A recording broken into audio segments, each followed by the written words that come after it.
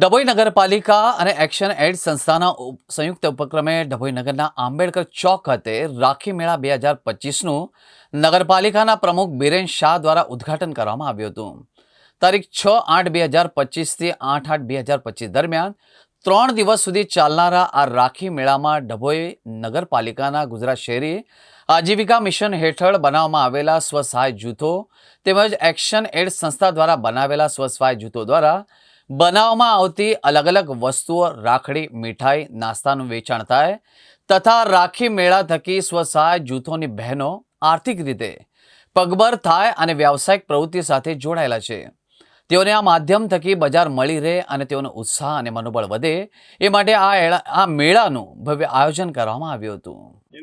મહિલાઓ દ્વારા રાખડીની બનાવટ જાતે બનાવટ સાથે નાસ્તાની બનાવટ ડ્રેસ મટીરિયલ અને પેડાની આ બધું વેચાણ કરવાનું 3 દિવસ પ્રોગ્રામ રાખ્યો છે। અહીંયા જેમાં ડભોઈ નગરમાં સભ્યો સાથે રહી એનું ઓપનિંગ કર્યું છે।